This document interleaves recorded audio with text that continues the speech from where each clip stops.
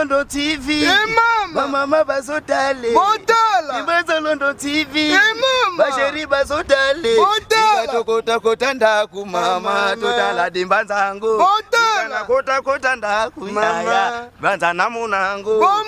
De Banza London TV avec des Bruno original. Voilà, bande comme Kibomba, on sait qu'on a basé à Sifo. Mais ça, on sait que nous sommes pour apporter dans la cité d'Athènes. Siloé, au commande Kuba, c'est papa, je vois plutôt là. Encore, il y a Patriarche Emmanuel Ndiye, et là, pour comme les gens à Boulevard Lumba, à son boucher à l'église, et dit, on va assister la quitte après temps qu'on repasser directement la mort de 50aire, mais à sa lutte pour le jour de papa, je la ville de Kinshasa. On va exposer tant samedi pour quelques minutes après qu'il est mort la commune d'Yansele. Tout ça, on trouve encore quand on est dans le boulevard, tant qu'on peut le dans 50aire, place sur Barobomba et Soussou, la trèche, la bouche, papa, la bouche, mon homme lié, pour la je te dis, comme je suis à Katia Madili, la Boka, la Yébo, à Bansan, merci.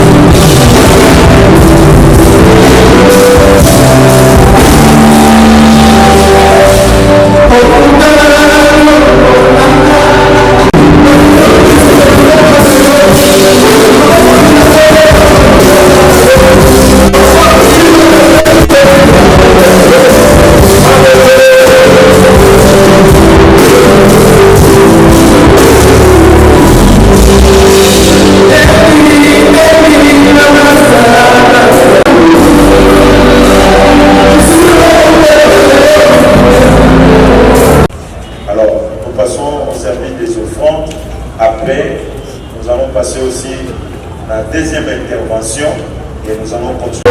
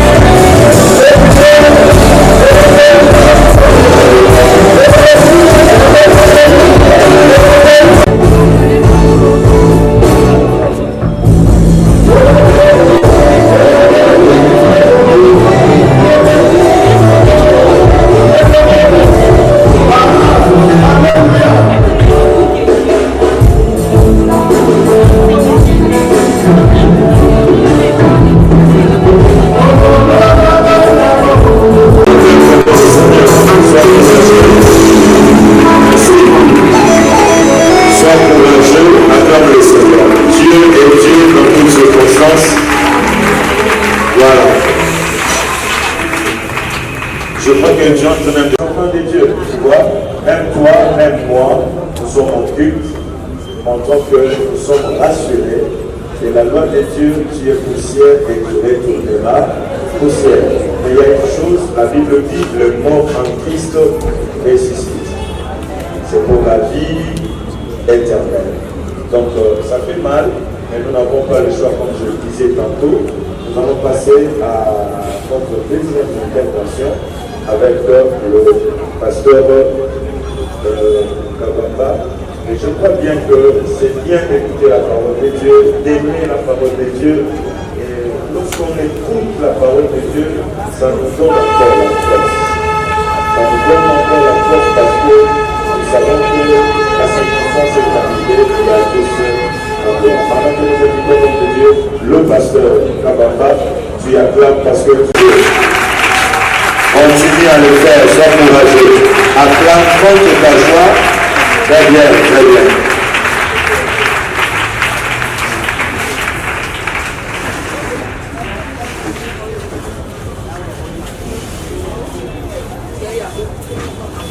Bien-aimés frères et sœurs en Christ, distingués invités à vos titres et qualités, je vous salue tous au nom précieux de notre Seigneur Jésus-Christ.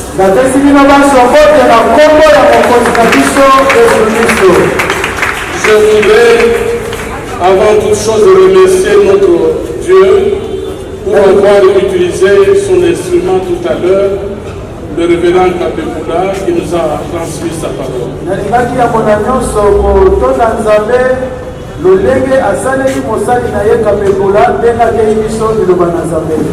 Nous vous remercions tous pour votre amour que vous manifestez en voulant bien partager cette douleur qui nous a frappés.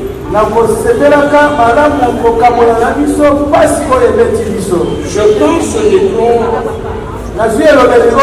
dans un moment difficile, le moment des émotions. Je m'appelle Dominique Kabambakataï. J'ai travaillé longtemps à côté de cet homme de Dieu qui vient de nous quitter.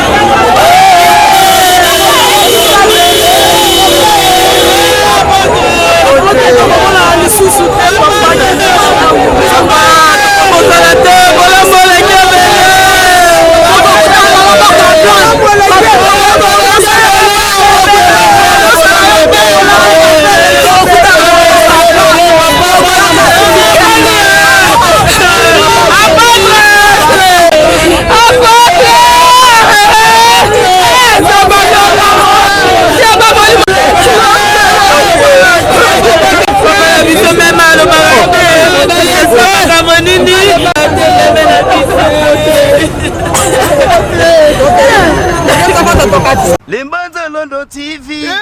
Mama bazotale. Dimbanza London TV. Basheri bazotale.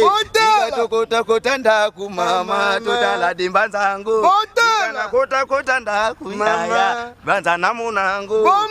De Banza London TV avec des Bruno original.